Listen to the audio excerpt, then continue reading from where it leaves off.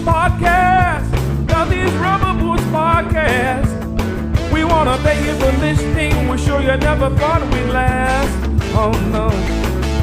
We're gonna talk nothing, very little sports with your host Jimmy, Young James. And now you know for sure that it's gonna be a blast. It's gonna be a blast, oh yes, 'cause this is the podcast. This is a dream that countless women have had, and I'm living it. Just alone in the studio, sorry, Stoff, except for you, staring across at Lester McClay. Oh. On Valentine's Day, when we were taping this. Do you have chocolate earlobe handy you could play in the background, just get me in the mood a little bit more? Oh, yeah. He's wearing a red tie. Yeah. A little red, what the hell's that? Velour coat? Yeah, it's kind of a velvet type of thing, whatever. I'm feeling it. So we're officially Valentine's Day dates. It feels good, man. It feels good. This is creepy already. You know, we should turn the lights down in here. Get a little vibe. I thought all the penis talk on the last episode and the soon-to-be-heard Roddy recap was creepy. This has gotten creepy really fast. Can I do a Valentine's Day? I know you're listening to this and you're sick of Valentine's Day. It's already the weekend.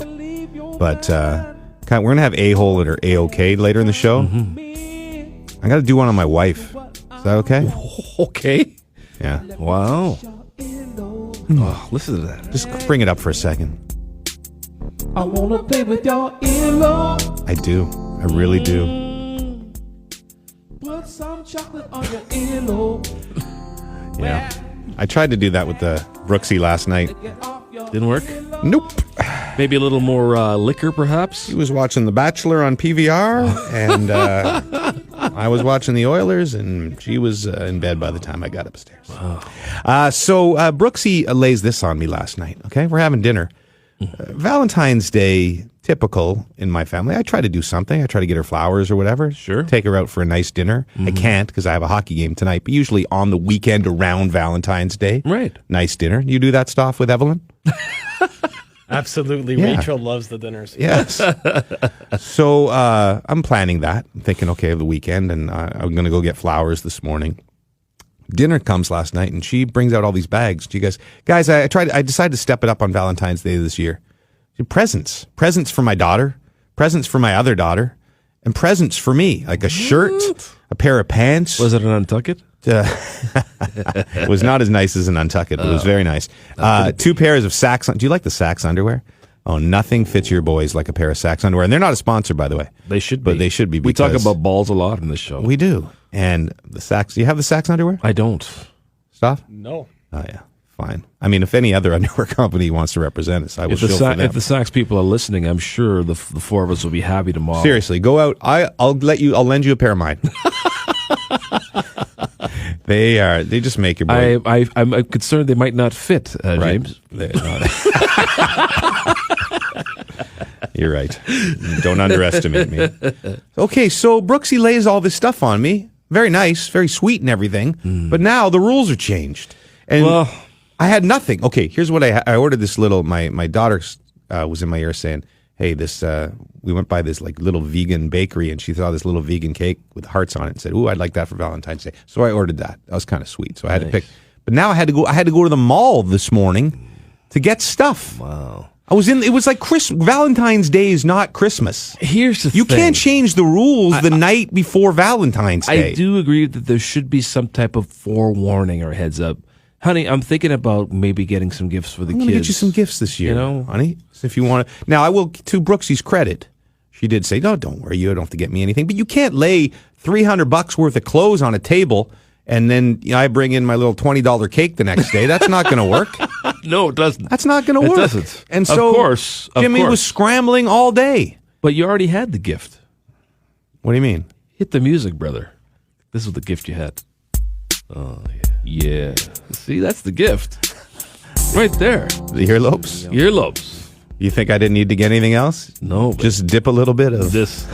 Lay this on her, that's it. Can you imagine? Brooke sees in another world, baby. Can you imagine if I show up Valentine's Day evening, I walk in for dinner, the daughters are at the table, a little chicken and rice on the side, and I just have chocolate dripping off my detached earlobe. And I'm like, honey, give it a lick. Yeah. Give me a taste. This is what you say right here. This is what you say. Here it is. And let me touch your earlobe. Yeah. Oh, I'm man. gonna try that tonight. Yeah. You got It's a to. move. It's a good move. Yeah. You say, Vicky, it's Stoff. I'm home. I brought you a little something. I hope you don't mind that I opened the package already. And I melted it down. And now it's dripping off my earlobe, but some of it got in my ear. And now I need a Q-tip. Now I have to go to the hospital because it's infected. I can't hear anymore, and I'm a soundboard operator. Oh, I don't know. You guys, you know what? I have to say, it's so nice to write these songs. You guys didn't even say anything, but you'll notice there's keyboard in there. I haven't played keyboard in beautiful years. song. It's a beautiful and I pulled song. my keyboard out for that. Some other stuff that we've done. So it's good. That's a beautiful song. I was going to bring in, since Puffy's still wherever the hell he is in some Central American jail, and Bump couldn't come in today. He was busy. Roddy might drop by. Roddy recap's coming up in just a second. But because it was going to be you and me, I thought I'd bring in all my old songs that I wrote. Remember I told you I wrote songs starting when I was 12 years old? Paul and S. Yeah, and I have all those songs, and I was going to bring them in and share them with you, and you could decide which one you wanted to. I think it's a fantastic idea. You want me to give you one? Yes. All right. Give me a song, because people, you're listening to this Rubber Boot podcast and you're hearing all these songs, but what you don't realize is that the relationship between James and I, and I say relationship in a very, very intimate way, has gone back to since 2002 when we started writing songs together. Was that the? I think that was like Talked about this in the early episodes of early season one, episodes. right? Was that the one for when I went to Sweden for the trap. The trap? Yeah, I think that was the trap. He's The trap. on a quest without a map. It's funny how I can remember all those things. Well, you're a great lyricist. You know, my daughter, my youngest daughter, Gracie, she's the only one that really cares about my career. And once every 6 months when we're doing nothing, and it just happened the other night, she brings over the computer and she wants to watch all those old stories. Oh, that's great. Like the Coach Farm and everything. Let me tell you a little yarn about the Ottawa Coach's Farm. I like that one. She gets a kick out of them all. I think my favorite. We did rest in peace with the Razor one, Fashion Plate for Ray Emery, and then we did the Coach's Farm, and then the fantastic Fraser. Oh yeah, he looks fantastic. When he ran up the rocky stairs at the end. Yeah, we got to do that again. He's straightening his hair. So we won't go anywhere. He looks fantastic. He looks fantastic. Okay, so this one, I'll remember. This was called Scars, and I think I must have wrote this. I think I wrote this when Leslie Grignol broke up with me in grade 12. I kind of forced her to go out with me. She really wasn't into it, and later on we got back together and we were lovey-dovey for about a year. But at the beginning, she wasn't into it, but I pressed hard. Well, and I got there, and then she broke up with me, and I wrote a song called Scars, and I'll give you a little taste of that if I can remember. Don't forget to lock the door behind you when you walk out of my life. Don't expect me to come and find you. I'll be all right. And then I think the chorus was, no matter what I do or say, you just turn and walk away. You won't get very far, 'cause you took everything I had, and all you left behind was scars. That's awesome, man. That's great. It was like had a real 80s. That would have been like 1980, I don't know, 5 or something like that. How old would you have been there if you don't mind me asking? 16 maybe. I wrote that song, 17 years That's old. incredible, man. Like, I mean, obviously you're a talented writer now. You're an author, so it makes sense. We should record an album of my teenage songs. Yes. Put to your music. I would love to do that. It would sell 1, 2, 3 copies. I would actually have to give you those Brooks copies would buy away. a copy. Brooks would buy a copy. But let me ask you this, just very quickly. I'm serious about doing this. What type of feel are you talking about? Is this a rock tune? Is this a You see, I hip-hop wrote thing? most of my. I think because I was influenced by like Tom Cochrane and the hip and a lot of sort of poppy rock. I think I wrote a lot of those songs. I don't know that they would sell today. I got edgy. I wrote a song about my own funeral once. Oh my God. Called Ever After. That was a good song. Yeah. So I'll share that one with you. I'll tell you what I'll do. I'll go down. I'll find my little duo tang, and I will bring it in. We'll do that in the next couple of weeks. Yeah. And I'll sample. I hate to like sing throughout the pod because people will turn it off, but I'll just give you like one line from each song. That's great. All right. I love it. Let's get to the Roddy recap with the legend himself. It's brought to you by iDrinkCoffee.com. Middle of the morning, can't keep my eyes open, cause I got to have a cup of jabba. I got to have a cup of jabba. So I better log on to I Drink Coffee, iDrinkCoffee.com. Woo-hoo. iDrinkCoffee.com. In episode 18, we learned that Puffy is either dead or in Costa Rica, and no one cared which one it was. Oh, okay. So Bump filled in and wasted no time bragging about his high school sexcapades. Me and an old girlfriend of mine would have sex on this hill in Kitchener, and they decided to name it Mount Frump. In high school, he used to hump. They nicknamed him Mount Frump. Cute, but if they did that for me, it would be an entire chain. The Rocky Mountains. Himalaya? Oh yes, him did. God, I'm clever. Later, the sexual tension kept building as Bump gave a vivid description of his, Mr. Noodle. Did I mention I have a tire pressure gauge? You see, if you pulled that out, I wouldn't have known what it was. Pull it out and slap it with it. Should not be touching our babies' penises. That's a jail thing. Fat Dick Spirit, the FDS. Okay, Uncle, all this FDS talk is TMI, even for Roddy. The rest of the pod felt like it was recorded 20 years before podcasts existed. That baby that Rachel had should have been Joey's. Rachel had a baby? My kids are watching Full House like crazy. Timely discussion, guys. Surely the references would get more current, right, guys? One of the Chris Crosses was at Super Bowl. Is Chris alive or is the Cross dead one was not? I'm not sure. Oh, you know what? It wasn't Chris Cross. It was Lil Bow Wow. Maybe you guys do need Puffy back. Oh, the one who touched me in special places? Yep, that's him. Till next time, kids. Roddy in fine form after a week off. I had a fun time last week. I enjoyed that pod. Yeah, it was. Not that I always enjoyed it, but I just thought no offense to Puffy, but, Yeah.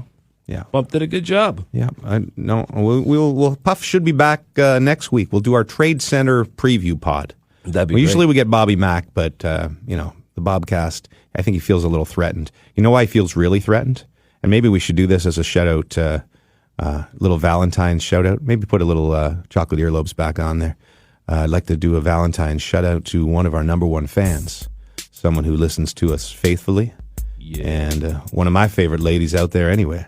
Her name's Cindy McKenzie. Yeah. That's right. Yeah. She has an option of listening to the Bobcast or the Rubber Boots Pod every week. She chooses the Rubber Boots Pod. Yeah. Mm-hmm. Cindy? We really appreciate it. We really appreciate it. I won't put any chocolate on my earlobes for you because I know that would disgust you. How about Cindy McKenzie? Speaking of the bits we did, playing Bob McKenzie in the bit that we did when Bob got inducted into the Hall of Fame, in the media part of the Hall of Fame, and we did a bit where it was all a scam, and that Bob was wearing an earpiece, and Cindy fed him all the information. Yes. How great was Cindy McKenzie? Great stuff. She did a fantastic job. She is fantastic. Hey, I forgot one story from Super Bowl. Did I tell you guys about Dee Dee, the steakhouse girl? No, but I would love to hear this. No, this is not like there's nothing to it. It's not no need for the chocolate earlobe song here. I just, I've come to be disturbed. I don't get bothered. I'm a fairly easygoing man. Would you agree with that? Absolutely. I don't get disturbed easy. No ego on you. But horrendous customer service is starting to get to me. Big time. And it's awful. Mm-hmm. You can't get a hold of people for anything, right? No. So very simple request. We have a night off. I think it's Saturday night of the Super Bowl. Mm-hmm. We're not going crazy. We're at the airport Marriott. So the boys want to go to a steakhouse close by. Sure. So I get a number of a good steakhouse, supposedly from the the front desk.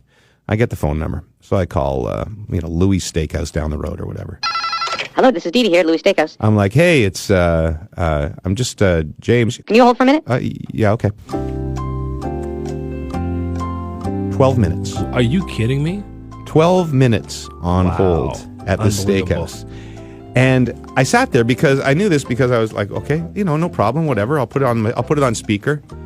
No hold music, so just silence. So I kept looking over to think is have I been disconnected? Yeah.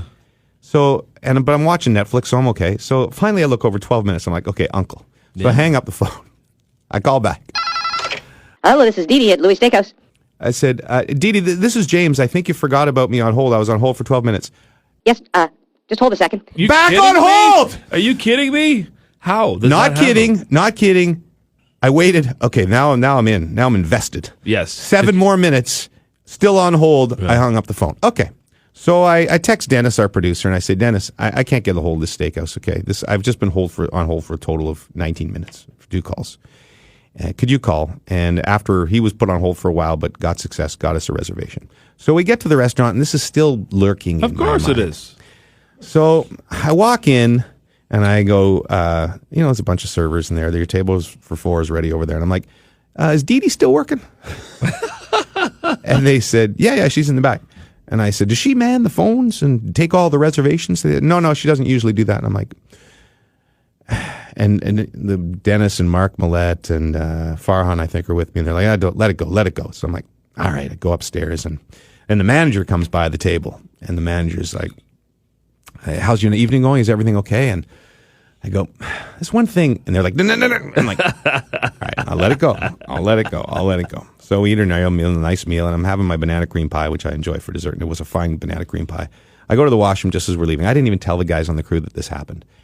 I couldn't stop myself. So I got down to the front. I'm like, yeah, can I talk to Dee Dee for a second? They're like, Dee Dee! So Dee Dee comes out. Fine. Nice lady, nice smile. And she says, hello? Dee Dee, my name's James. Do you remember me? I'm over at the airport Marriott. She's like, no, sir. I'm like, I called you today twice just to make a reservation. And I know you must be busy and everything, but you put me on hold for 12 minutes.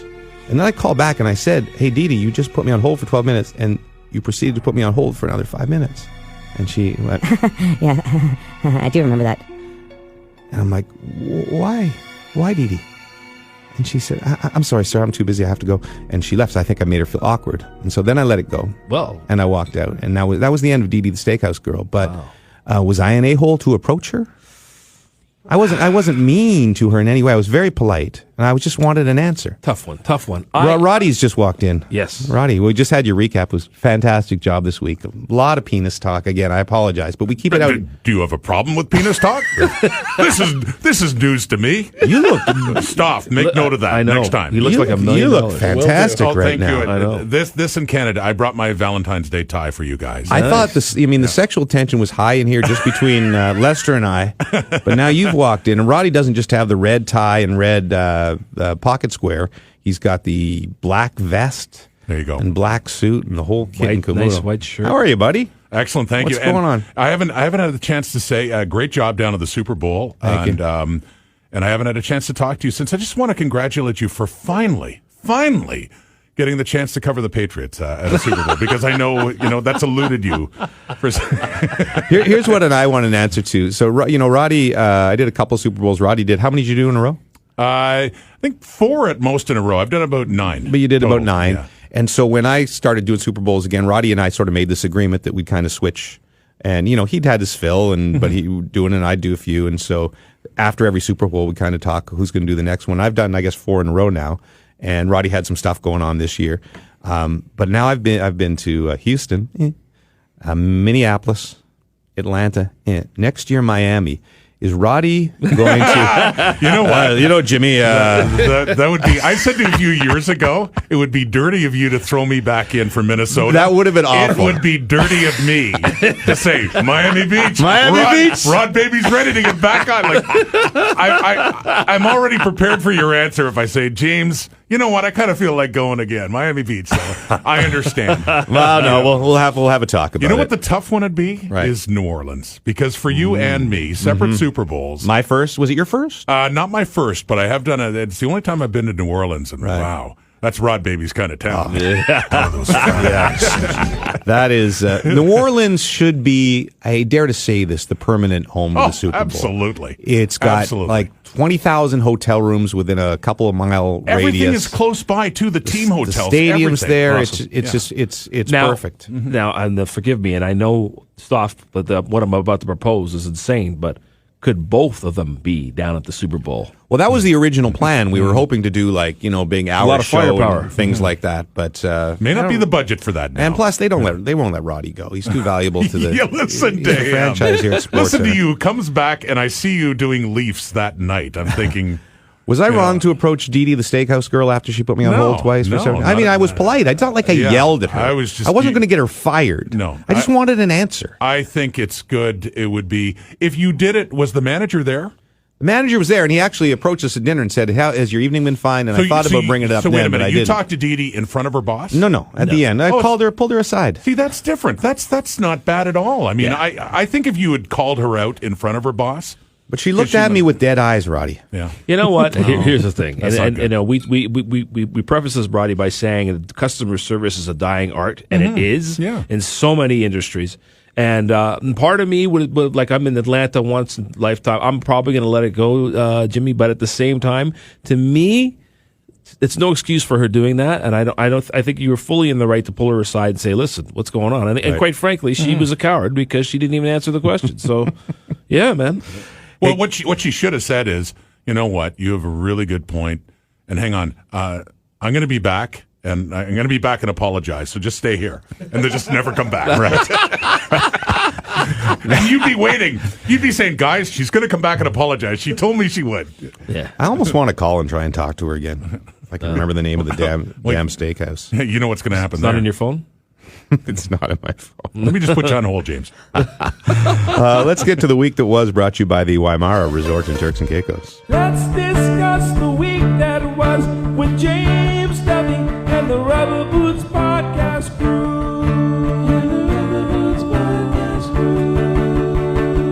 You know, guys, sometimes out of tragedy comes heroism. And that was the case in this past week when a young couple named Andrew and Kaylin Glad decided to hold their honeymoon in Canada on a tour with their favorite team, the Anaheim Ducks. Their timing was not great. The Ducks went to Winnipeg, Toronto, Montreal, and Ottawa, went 0-4, got outscored, I believe, 23-5. And so that's where the heroism comes in. I was going to say.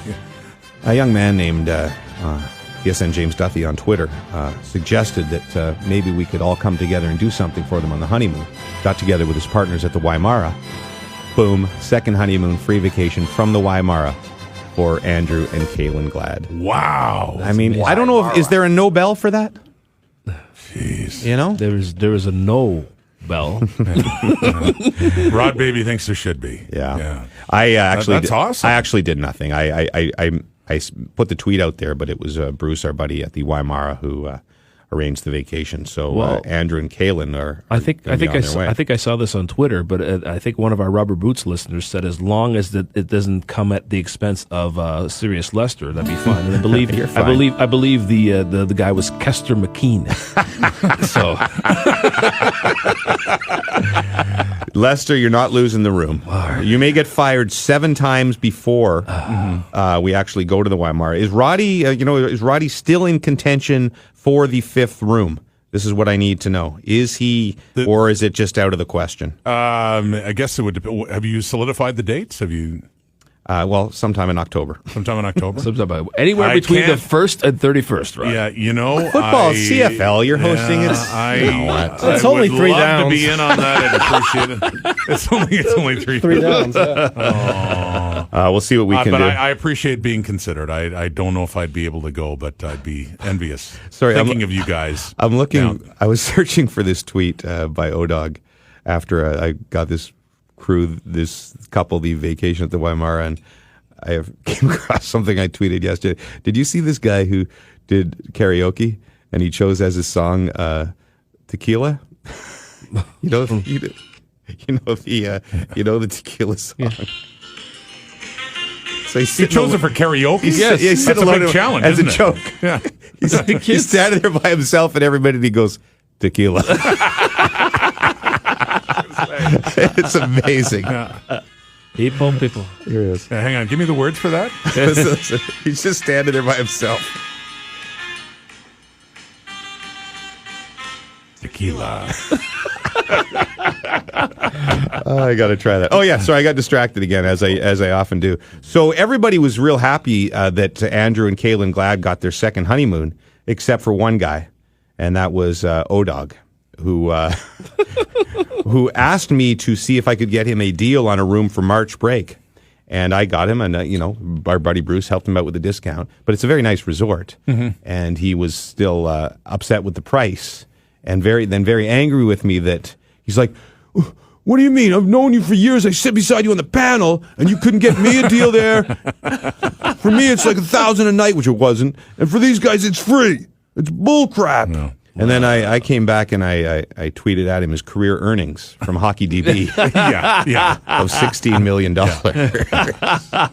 And O can be a generous guy with his money. He used to buy Big Macs for the newsroom. Yes. Nice. I think we've told that story before, that all of a sudden like this truckload of Big Macs would show up. Nice. Anyway. He is a generous guy. So my point is he can afford the Weimara if he would like to go. We were trying to do something nice for Andrew. Exactly. Andrew and Hey, by the way, speaking of travel stories, and this is at the time of this recording is relatively new because they did their Vegas. Ian Hayes did the Vegas thing. I understand. I was talking to Dreger about this yesterday that like he sat on the tarmac for like 5 hours before they took off or something. And talking to Darren about this. This is, none of us would be very patient with this. None of us would be very happy with this. But I understand it's kind of a different level with O. Like so he didn't fly at all, and this was a problem with his career. Like he hated flying. So he really does get claustrophobic? Yeah, he did it his entire career, but became claustrophobic near the end, and so he refused to fly. I think that's why he didn't go to the Cup final with us for multiple years. Okay. And then at some point decided, I have to get over this for my job if I'm going to be a prominent analyst on TSN. 100%. And his first flight, I believe, was to Ottawa when the Senators went on their run and were playing, I believe, the Rangers in the second round a couple of years ago when they went within a goal of the Stanley Cup final. He came with us, and I sat beside him on that flight, his first flight, and he had to have he's white-knuckled. He had a couple of drinks and thing. He was okay, though. And then on the flight back, do you remember that bit on, I don't know if it was Delta or United, where they removed that guy? And they had to pull him and drag him down the aisleway. It was just this awful scene. Awful. Right. So O said, "Let's recreate that." I still have the photos. And so you see these people are sitting on the plane, and O is lying in the aisle, and I'm dragging him down the hallway. The things we do for Instagram. By the way, that was the same problem with John Madden late in his coaching. Now he had to fly on the Raiders flight while he coached, and after he retired from coaching and he got his job at CBS. He couldn't stand flying anymore. He just wouldn't do it. And that was he started taking Amtrak, and then eventually it evolved into the Madden Cruiser. Can you imagine the O Cruiser? Wow. Hey, can you imagine a Jeff O'Neill bus? That's a show. That's there. a show right Do you there. guys have any fears? I don't have any sort of flying fears. No, I not think really. as I get older, I'm a little more claustrophobic. Like buried alive would be the worst way for me to go. That wouldn't be good. Eaten by a shark, I have a fear of that. I could handle that. You could handle that? Yeah, All you right. slap him in the nose. For me, it's gonorrhea. I'm just kidding. Well, once you get it for the fourth time, you don't want to get it again. You'd think you'd learn your lesson by then. So. No, I was in I didn't think I was claustrophobic, and I was and it's all a mistake to do this around Bob McKenzie and Gord Miller.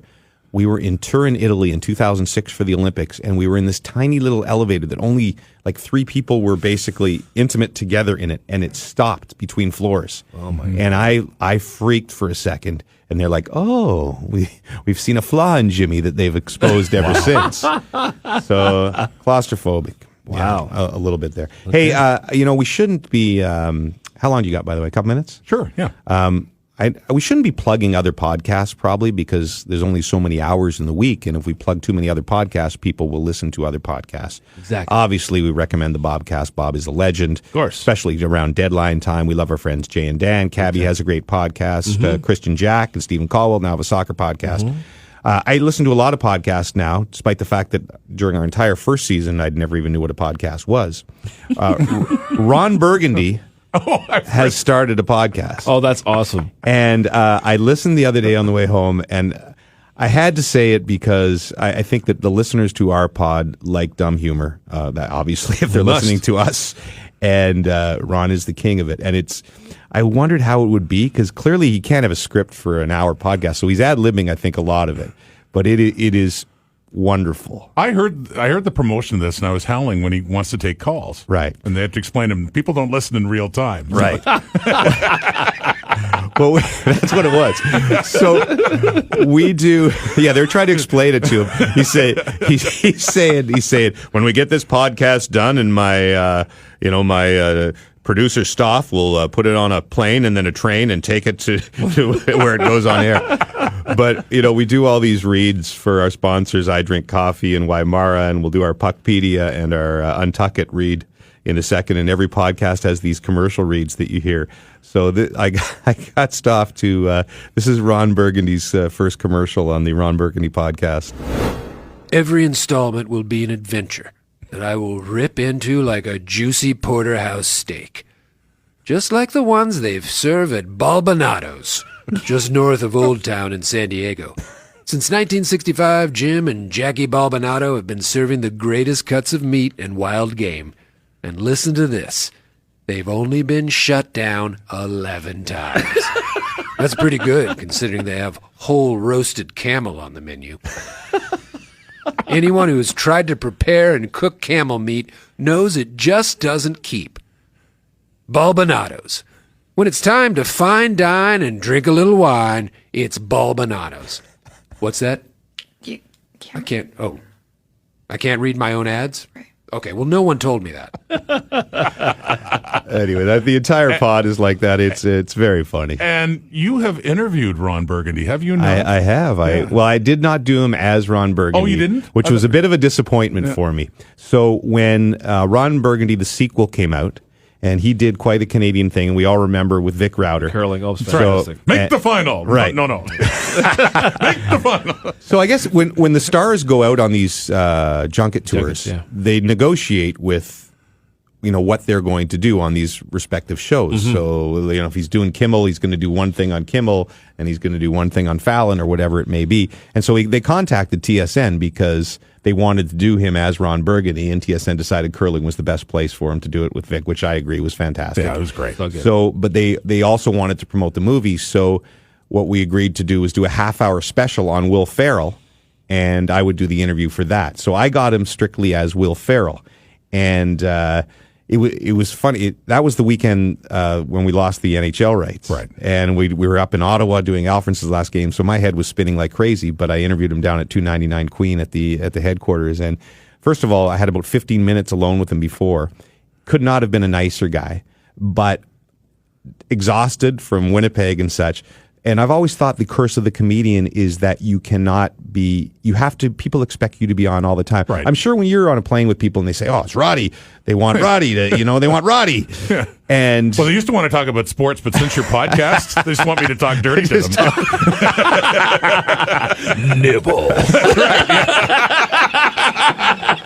So I mean, we get it. We get it as our Z grade level celebrity. We get a little bit of that, but I've always thought for comedians, wherever you go, they want you to be funny and beyond. And he was dead serious for the half hour we spent together. We talked about our kids, we talked about hobbies and things like this, and there was not one crack of a joke. And it was so bizarre to me. Yeah. This guy who's been one of the funniest guys of my generation, right? Yeah. He was great on the show and everything, but there was no Ron Burgundy. But it was still it was a big thrill for me to actually interview him. That makes sense to me, though. I mean, that he'd be just chill, I think of course. You're right. It's the curse of the comedian. I've heard many comedians complain, kind of almost complain about that guys expect it to be vaudeville all the time. Well, you know what? Hey, listen, I'm just a regular guy. Hey, there's not many that are actually funny off their bit. A lot of comedians, especially stand-up guys, have their bits, and they're actually quite dark people off. Right. 100%. What's the Adam Sandler movie about comedy? Seth Rogen is in it. Funny People. Funny People. It's actually quite. I think there's a lot of real stuff in there. 100%. Written by comedians. 100%. Why don't we get on the line a edition? Do you have time to sit in with Kara Wagland for Two Truths and One Lie? Absolutely. All right, let's get to our Puckpedia segment. Wags. Let me tell you about Puckpedia, snaps, contracts, and caps. It's all there for you. One-stop shop for your hockey information. It's a new sensation, so log on. If you get the puck, go to Puckpedia.com. Hart gave me some new copy to read, speaking of copy reading, and his text goes, I wasn't finished. Here is the copy. Oh, I shouldn't have read that part. Puckpedia is the ultimate source for hockey fans and professionals. Everything you want on one site, like contract and salary cap info, basic and advanced stats, new and improved player dashboard, and more. Puckpedia is the exclusive home of the agent leaderboard and agent pages. Big news this week was Panarin switching agents. See his new agents client list. Visit puckpedia.com and be sure to follow on Twitter at Puckpedia. Again, coming up to the deadline, Hart has all sorts of great information there on Puckpedia. Do we have our 2 truths and 1 lie guest ready to go? This is a big thrill for us. I believe this is we've been cramming, this is season 3 of the pod. For female guests, I believe we've only had Nurse Bonhomie, Tessa Bonham, just engaged, by the way. Did you hear that? I didn't know that. Nurse Bonhomie is off the market. That's terrible news. Was it for me. Roddy in the soap opera? Was Roddy after Nurse Bonhomie? I don't remember. Trying to remember if Roddy and Nurse Bonhomie had a thing going. Nurse Bonhomie has We'll been on never the show. tell. No, Lindsay Hamilton. And, Sandy Horn? Sandy Horn from Sandy Spoons. Horn. You better not forget my lovely daughter. Sarah Orleski, 1999, of course. And now Kara Wagland, one of our favorites here at TSN, who probably has no idea what the hell we were just My talking other about. lovely daughter, by the way. Excuse me? Hey, guys. You didn't know that. I did. Kara, that story will come out later. Wow. It's true. Okay. I look forward to hearing about it. How you doing, Kara? Hey, Kara. I'm excellent. How are you guys? Good. Welcome to the Rubber Boots Pod, one of the biggest breaks of your career. Of course. I've been waiting for this. Kara knows the rules. As a matter of fact, Kara, when I told her about 2 truths, 1 lie, she actually sent me the 3 of them right away. I said, you can't do that because I could cheat and research. But I promise you, I glanced at them. I've now forgotten what they were. I promise you, I did not research whether these were true or false. So, Kara, you know the deal. You can do it in any order you want. You'll tell us 3 things about your life, and we're going to analyze and guess what you're lying about and what actually happened to you. Okay. I feel like this is bound to get me into some trouble at some point, but okay. Here we go. First one. I once completed a fantasy baseball draft while in child labor. Wow, that's impressive. All right. Okay. Number 2. I was hit in the neck by a Brooke Henderson tee shot. Okay. And the final one, I was inadvertently involved in a catfish incident involving an NHL hockey player. Whoa. Wow. These are good. They're all very, very, Very good. Now, if Kara Wagland These really are all is better than mine. this is Roddy's daughter. So were you in the room when she was in labor? Can you help us out with that one? I was just going to say, you were talking about having the advantage of researching. Right. You know, that'd be cheating. How are you going to research these? There's no way you can research. Well, we could have, I could have, found her husband or something like that and got some info there. All right, let's see. You want to talk our way through these together? Yeah. All right, stay on the line there, Kara. Okay. Knowing Kara, I believe she... In labor? Oh, definitely. Well, here's the thing. That I definitely believe. We have to define this. If she's screaming on the table and the head of the baby is popping out, not to get too graphic, I don't think she's doing it. But if she's in labor, 12 hours... you got some time in the hospital room in there, and that might take. She's a great sports fan, very knowledgeable, so maybe she could be doing that. Fair, Kara, knowing how you like sports, I could easily see even in pain finishing that draft. Right now, the second one was being hit in the neck by a Brooke Henderson drive. Interesting. I wonder if she listened last week. Jamie Rydell said he almost broke his neck with a plastic chair, and that turned out to be true. That turned out to be true. Yes. The neck again. I'm going to go back to what I said with Bump last week. Is that it's a very detailed thing. Like if she said hit by a Brooke Henderson drive, you'd think, but to come up with the neck is very vivid. Yeah, plus she's a broadcaster. Neck, throat, I don't know where I'm going, but that makes no sense whatsoever. And the third one was Catfish she killed a guy? No. Catfish incident involving an NHL hockey player.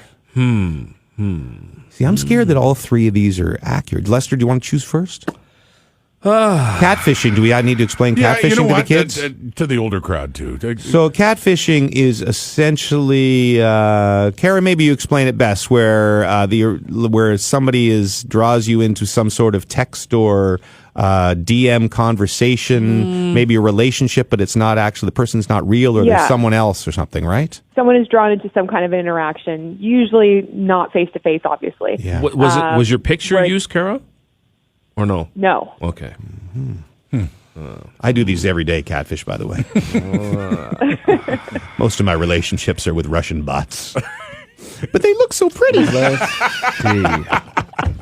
Lester, which one are you going to say is fake? I am going to say the labor thing. I think that is actually. I think that's the one. That's the one that's Really? fake? That's the one that's fake, and I'll tell you why later. Okay. Roddy? Oh, I'm totally buying that. I think that if Kara had been hit by a Brooke Henderson drive, I would have known that already. I think I would have heard that story. Okay. So I think that's the lie. Well, I'm tempted to take the catfish here, but I'm also thinking Brooke Henderson. I don't think that happened. Okay, wait. I do see the labor happening. Can I? Lester, you can't change now. I can't go back. I can't change my answer. You can't go back. I just. But you know what? You're going to explain why after, and I'm looking forward to the Yes, explanation I will. too. But okay. I'm going to go with the catfishing incident, although I'm worried about this because I think if it was a lie, she would have gotten maybe more graphic. Like she would have said, I was involved in a catfishing incident with Mitch Marner or something like that. Yes. Because she had nothing to lose with it being a lie. Exactly. But after Lindsay Hamilton played us, she played us a couple of weeks banjo. ago. Yeah. So now I don't believe anything anymore. So I'm going to go with the catfishing incident. I'm going to say that she was purposely not detailed about that. She was a little vague. Kara, Stoff? Oh, you already picked. I'm not changing again, my stop. Take Pick again, stop. Why not? Okay, that Kara, was his catfish. you can reveal it to us in any order you want. Okay, can I hear Lester's reasoning why he thinks the child labor one was the lie first? Well, Is that possible? if as far as I know, Carrie, you only have one child, right? I do. Okay, and That you know of. that. Well, these gentlemen don't know this, but you and I share a very special date. Oh, I didn't know where he was going with this thing. Yeah, you see? Keep going, Lester. Really, See? the father. No. What? I'm just kidding. So, no, her son Jake and I share the same birthday, which is March 18th. That's nice. So my thinking is that a draft, I was thinking NHL draft. However, for playoffs, I should have thought NCAA basketball. No, which but is why she I said it wanted- was a said baseball. It was baseball. Did you say baseball? I said fantasy baseball. yeah. Catchers, pitchers are reporting. She's drafting, giving birth. Well, it still could have been then. It could have been around March, so it could be Yeah. true. Anyway, Glad we got to the bottom of I'm that. fired. I know what you're going to say. I'm fired. Yeah, I'm going to get off. Hart from Puckpedia is going to say, hey, could you get Lester off this segment? It's killing us. All right, so you're stuck with your answer I'm stuck anyway. with my answer. I mean, March 18th is a little It is- early it for a is draft, early. but you can see that happening. All right, so go ahead. Finish. Okay, so I can reveal now? Yes. Yes. Okay. So she answered Duffy's earlier question about how if I was in the throes of labor and it was really getting difficult, I can tell you that I was in the second round of my fantasy baseball draft, 18 hours into labor, and the doctor said, you're at 10 centimeters, put the phone away, let's go. Wow. So that is true. That's impressive. That's very Yes. impressive. Do you remember who Trooper. your last choice was in the draft before you had to put your phone away and do that stupid baby birth thing? Oh, I don't. I'm going to blame that on the baby brain. All right. Fine. All right, so that's accurate. Lester, you're out. You have to leave. Well, it's pretty much going to happen anyway. All right, James. so it's down to 2. I used to work at a bar, and as a bartender, an NHL player came in during an alumni weekend once and met me and hung out over the weekend. And Now, wait a second. Hung out. Now that we've talked about this on the pod before, hung out has different connotations now. just hung out by the bar. All right, fine. okay. I started in some drinks. We chatted. All right. Talked about fantasy baseball. All right. Talked about fantasy baseball, Now- all that sort of stuff. You won't give us a name here. Can you give us a team? No, because I feel like if people know where I A bartended, division. Can you give us a division? he's in the Western Conference. Joe Thornton. It's definitely Joe Thornton. I'm a sucker for a good beer. So to make a long story short, there was a big after party involving a lot of the hockey players that were in the bar that night. There's a couple guys who really wanted to go to this after party. Okay. So they gave this player their number, telling him it was mine. And I found out 2 weeks later, and they showed me this very long and very interesting text conversation where he thought he was talking to me, and it was not. Wow. So that is true. That is clever. Wow. And so Yeah. that means you were not hit in the neck by a Brooke Henderson line. Have never been drive. hit in the neck by Brooke Henderson. You see, a good detail on the neck, though. Yeah. Yeah. Really Good. well done. Yeah, I can tell when you're lying, my dear. So I know, Rod. I knew that you would know. Stoff and Roddy got it right. I feel so stupid. I did that one word. Baseball. No, I liked your explanation anyway. Well, thank you. I appreciate that. Thank you. Thanks, Rod. Before I let you go, Kara, your story reminded me of a story I'll tell quickly. One of the great catfishing stories ever told to me by a member of the Chicago Blackhawks during their heyday when they were winning all the Stanley Cups. Jonathan Taves was in a new relationship with a young lady that had just been dating for a little bit. And they were sitting down to a team dinner, and Taves went to the washroom and left his phone. And I believe it was either Duncan Keith or Patrick Sharp. I believe Patrick Sharp took his phone and found the girl's number and switched the contact with Duncan Keith and the girl. So now Duncan Keith's phone number, because nobody looks at phone numbers anymore. And so now Jonathan's new girlfriend, let's say your name's Kara, was Duncan Keith's phone number. So they're sitting at dinner, and Patrick Sharp has Duncan Keith's phone and texts, "We have to talk. I'm pregnant." Oh, no. That's so mean. And they said Taves was still, I don't know, second, third year of the league, and he just went dead white, apparently. Left the room. That is cruelly funny. That is mean. By the way, if you leave your phone, aren't you going to lock it at least? I mean, Yeah, that's what I would do. No, that was naive. You never leave your phone. Don't ever leave a phone with Darren Dreger or Ryan Rashad Never. around. That's Oh, the my biggest God. disaster. Anyway. Kara, we'd love to have you on again and talk more about your life and not just do lies and truths with you, but Anytime. maybe one day when you're in around the same time we're doing it, we'd love to have you. That sounds great, guys. Thanks so much for having coming me. by. And Take care. and say hi to Jake for me.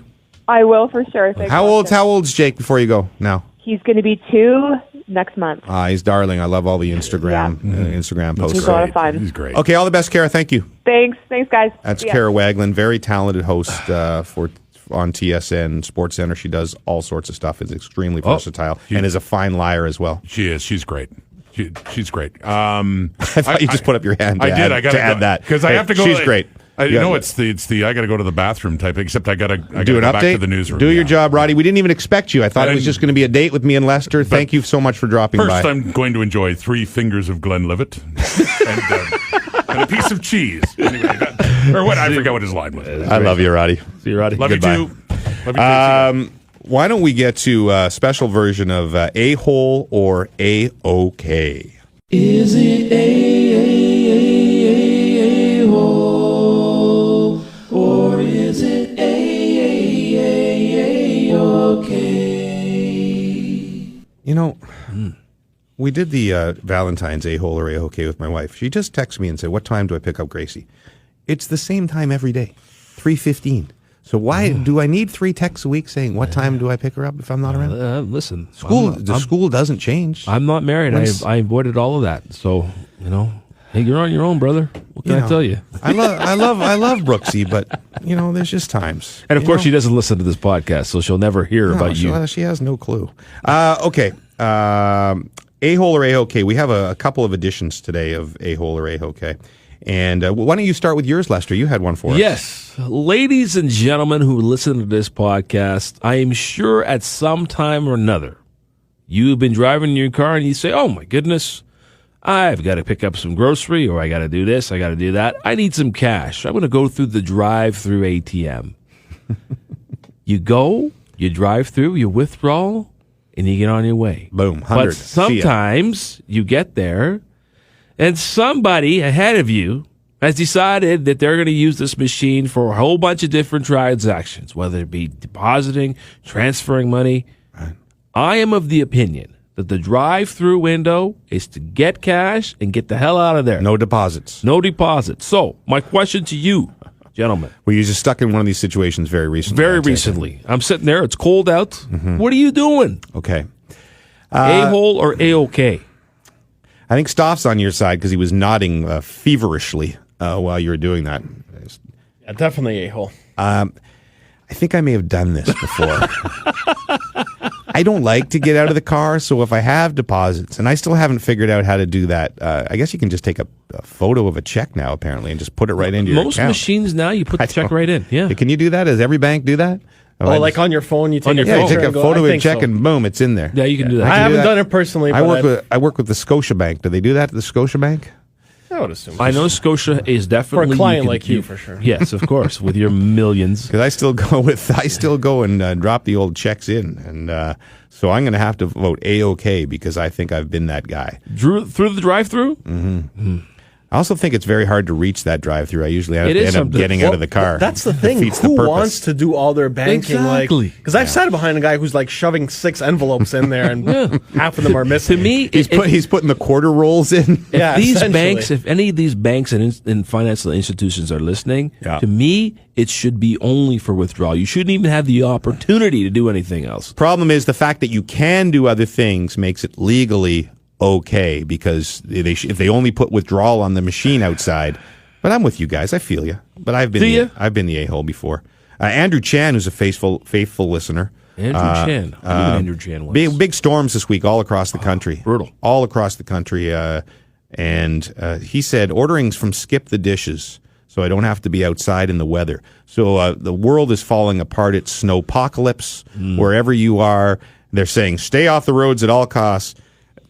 And you make the Skip the Dishes guy come to you. A-hole or A-OK? Stoff, we'll let you go first on this one. I'll go. Well, you'll go.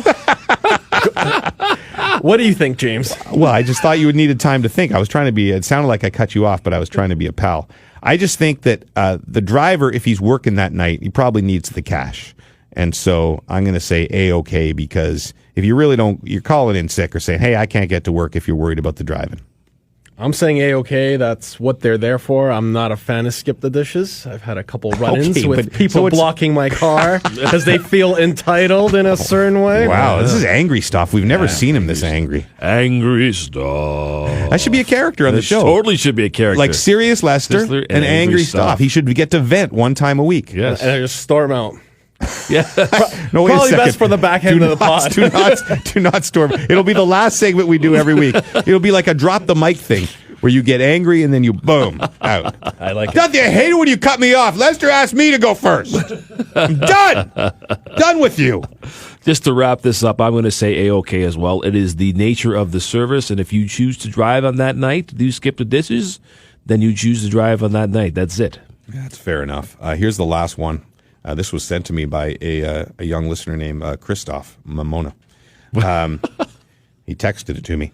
This is a good one. A man in India was attacked by a poisonous snake, was dying in the hospital, bit his wife's wrist because his final wish was for them to die together. Shankar Ray was asleep in his home when he was attacked by the serpent. By the morning, his condition had worsened. Fearing he did not have much time left, he held his wife Amiri Devi's hands and said he wanted them to be together until death. So he bit her on the wrist. She somehow survived. Shankar died. A-hole A-OK to take your wife with you after a poisonous snake attack. Oh, I thought the A-hole A-OK was going to be for the wife seeking medical attention after he bit her. That's true. If you make a vow to die together, well, it's till death do us part. So, Yes. Brooksy would be on those meds in a heartbeat. Oh my God. That's a tough one. I don't eh? think it's all that tough at all. It's very selfish. That's an A-hole move. Well, but maybe they'd made an agreement. Well, right? There's got to be something more to it. Well, I don't know. Is anyone else shocked that you can transfer venom this way or whatever it was? Well, apparently you can't because it didn't work, right? No, it she did got work. the meds She was in time. dying. Yeah. Oh, she was dying too. She was dying. Oh my God. Okay. Yeah, a little bite. So do you have to upchuck the venom first and then I don't know. bite a hole and then spit it in or what? Wow. We need a venom snake expert on. Yes. So that and the dream analyst. Dream analyst. Do you imagine if we had Eric Stonestreet on and he was a dream analyst and he knew about how to transfer venom? So what? But if you get a tiny bit of venom from a snake, it gets into your bloodstream. So maybe does it infect all of your blood instantaneously? Well, it's good. I would think that they And then one little dash from your saliva from your husband. Yeah, I guess. Well, remember Freaky. And how did he know that? Remember Kill Bill? Well, snake bites are common there. Yeah. You remember Kill Bill with that scene with the Mamba? Yeah, that was heavy. That's Good point. It was Uma Thurman? It was Uma Thurman and oh my God, what's her name? I could see her face. Dude, so with- blondie with the Kobe Bryant, the Mamba? No, man, she dated John F. Kennedy Jr. Come on. Blonde hair, blue eyes. Daryl Hannah. It's her. Daryl Hannah. Daryl Splash. Yes. Pinocchio. It's her character Not that kills the guy. Pinocchio. She was in another one with, I think it was Pinocchio. Who's the guy with the big nose and he serenades her from the... Cyrano de Bergerac. Yeah. That's with that's Steve Martin. Yeah, Pinocchio. I love Daryl Hannah and Pinocchio. Yeah. Could you bring up a Daryl Hannah Pinocchio clip for the... I'm just kidding. I'm joking. She was not in Pinocchio. No. I tell you what we're going to do. This is going to be a treat for us. We got to finish. So we all said a-hole for the guy? Oh, yeah. Or a-hole for the wife who's seeking the treatment? A-hole. What did you say, Stoff? A-hole for the wife seeking the treatment? So how dare she? A-hole or A-OK was brought to you by our friends at Untuck It. Hey, guys, it's never a good look when you untuck a long, bulky dress shirt. That's why Untuck It makes shirts specifically designed to be worn untucked. Casual shirt that's not too long, not too short, with more than 50 sizing options.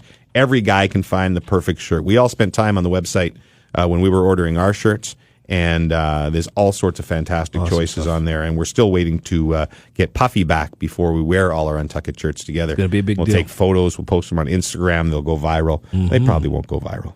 Stop hiding your shirt with your pants and your pants with your shirt. Stop biting your wife's wrist when you get bit by a venomous snake. Go to untuckit.com, use the promo code RubberBoots. The moment I saw her, I knew it was on. Her eyes danced just as much as her smile. She looked me up and down and studied my every move. And as she drew near enough, she said, I like your shirt. And I said, thank you, babe. It's an Untuck It. Untuck It. Cool, relaxed, comfortable. You see, if I knew you had that, we would have played that when Roddy was here. Yeah, I'm sorry about that. How are those fries? Man, Roddy's taken sex to a whole new level. Yes, that's good. Speaking of sex, we had the intern contest. Remember the Yes. intern contest that lasted? Yes. How many episodes did that last? Couple of 47? years. 3 years. Scott Reynolds was one of our applicants, and then we decided Scott Reynolds was so good that he couldn't even be an intern. He was overqualified. So we just hired him straight onto the podcast. As he should have. He was hands and feet above everybody. You know, he did those, hey, Puffy, 1999 Puffy. Hey, guys, it's me. Yeah, me. And a bunch of songs. And we haven't heard from Scotty in a while. And we checked in with our women's issues correspondent, Laura Cope, our college correspondent, Thomas Sikansky. So we thought it was time to catch in with our Berlin correspondent, Scott Reynolds, who joins us on the line. Scotty, what is up? I'm doing pretty good, guys. I just want to address something right off the top. James, a few episodes back, you said something that I take a little bit of issue with. You were talking about me, and you said something to the effect of that it sounds like I'm up to my eyes in German hookers every weekend.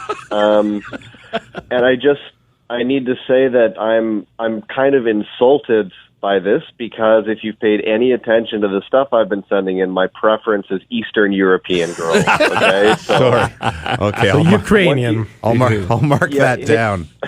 Hit the Polish border, all bets are off, but within Germany, not really my thing. So just want to make sure that's cleared up. As well as any infections, right? To clear it up. Yeah, I'm clean. I'm clean. I'm good.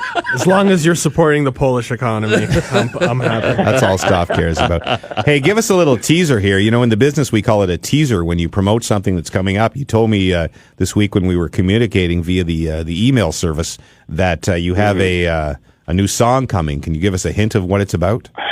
I do have a song coming up. Well, I'm pretty excited about it. I don't know if I want to build the expectations too much, because I'm worried that you will not be allowed to play it on the podcast. But I'm hopeful that it's going to come through. It would have actually been great for this week, for seeing as we are, at least now when we're talking, is Valentine's Day, because it is a love song. Right. Have you heard Chocolate Earlobe? Is it better than that? Chocolate Earlobes? I'm not sure. Was that on? That was on the podcast. You're supposed to still listen. You were hired as a staff member of the podcast. Well, I listen to the podcast. I don't know if I'm supposed to remember everything. You need to think about the state I might be in when I'm... Why do you think there's a recap? We don't remember. Yeah. So it is... Chocolate earlobe. It is a love song, and it's a love song for Jake Muzzin, actually. Oh. So that's about all that I'll say for now. And we'll very see nice. if it makes it to air. Well, I mean, is it beepable? Because a lot of your stuff has to be beepable. Can we have every... It's not... No? I don't think there are any swears in it. Oh, it's more a theme issue. There might be. Yeah, I don't want to give too much away in case it is actually allowed to be played. So I'll leave it there for now, and we'll see how it goes. Okay, that's fine. Now, the other thing you mentioned to me, by the way, how are you? How's the trumpeting? You're a trumpeter, right? Or clarinet, is it? No, piano. Yeah. No, oboe, You're right? Right the first time. That's going to be my new bit yeah. on like the name of Christoph's wife. I'm going to guess your instrument. The jazz flute. Yeah, no, everything's... Yeah, the jazz. Oh, I wish I get laid a lot more. In the band, in the orchestra, who on that point, who would be the most sought after in the orchestra? If the orchestra's having a night out at the local Berlin pub. Geez, based on instrument? Based on purely on instrument. You all look the same. It's like iRobot. You all look exactly the same.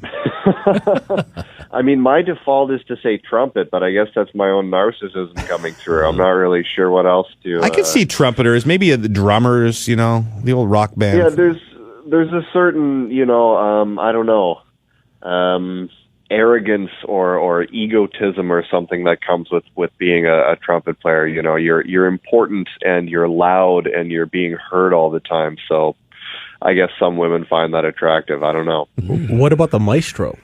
Right. Oh, the maestro. Oh, yeah, that's pretty good. That's actually probably, I mean, the guy who's the conductor of my orchestra is a bigger dude, so not for him so much. But I guess the control or the power can be alluring for some people, I'm sure. Who told you to put a bomb on it? Where the hell did you get that damn bomb anyway? The maestro. The who? What are you talking about, maestro? My friend, he's a conductor. Oh, so a maestro tells you to put a bomb on and you do it?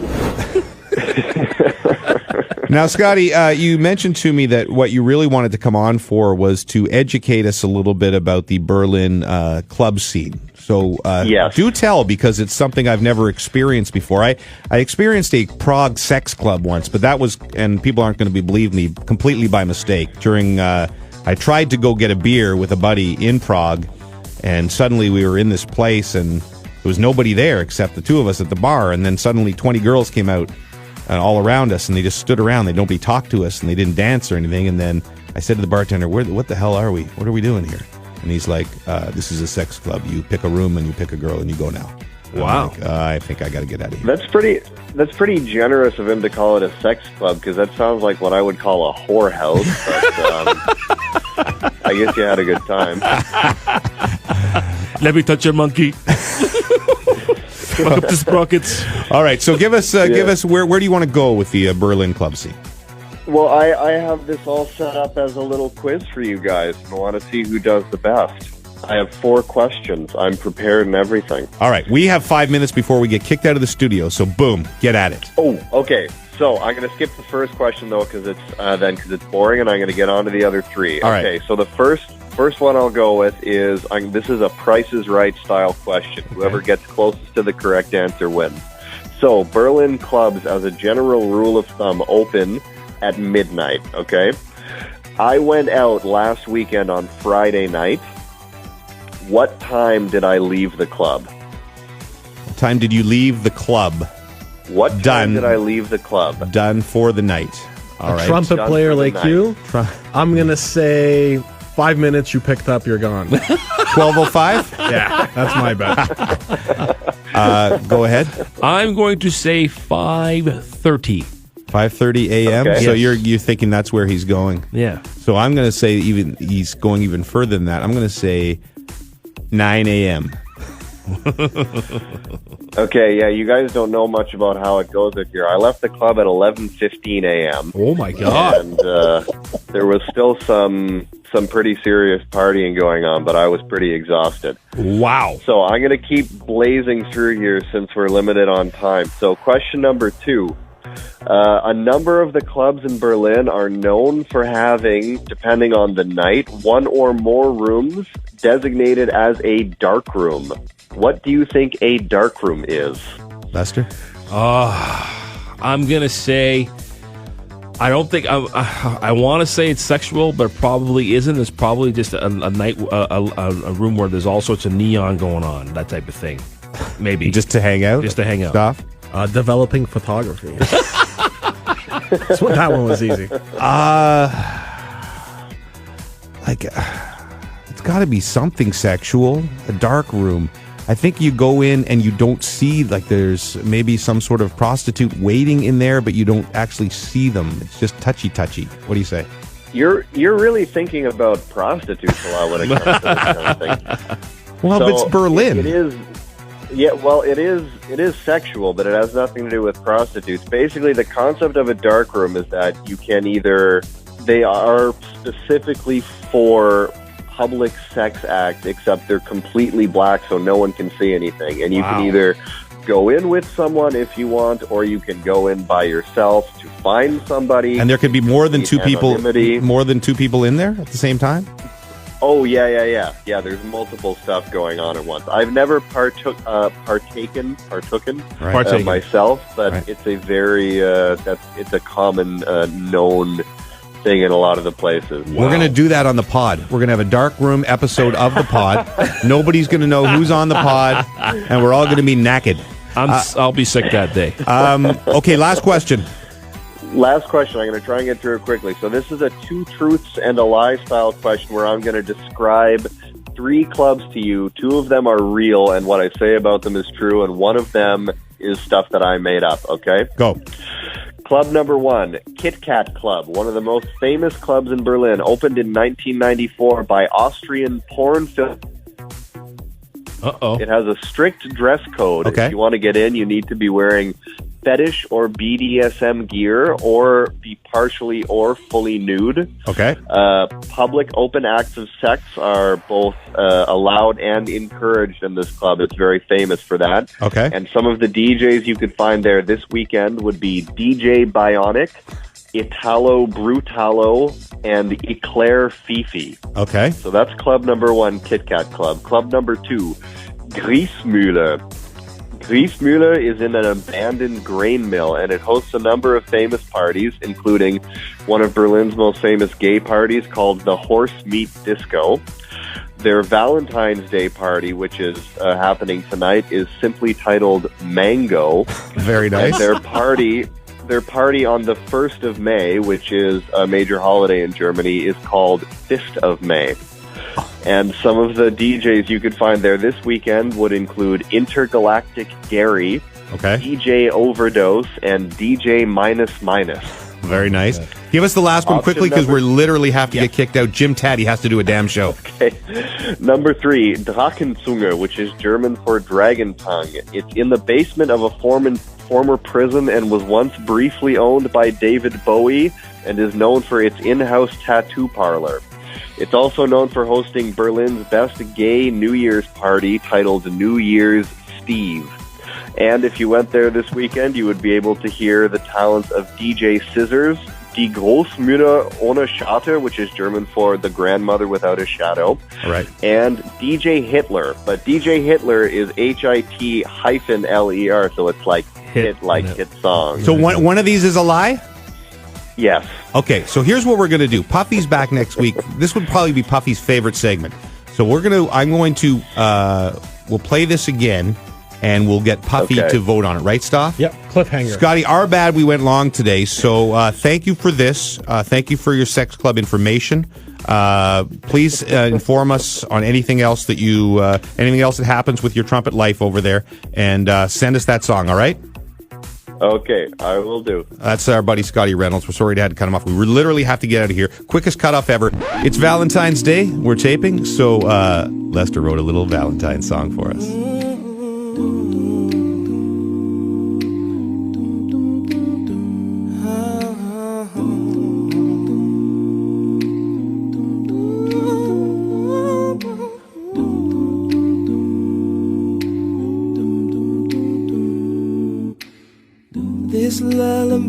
highest for you. I hope that all your dreams will come true. As you put your head to pillow, I hope you're at peace with the dead left behind. Don't be anxious for the day that's ahead. No need to worry, don't you dread. Sleep tight and sleep well. Sweet dreams, no nightmares. And above all else, I say to you, good night and God bless. God bless. May the good Lord keep you safe from home. God bless. God bless. May His face shine upon you and give you peace from another day. God bless. God bless.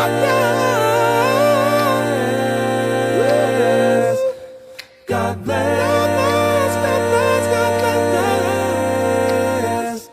God bless. Sweet dreams and good night. Sweet dreams and good night. Reynolds, you just hold on a second, you bastard.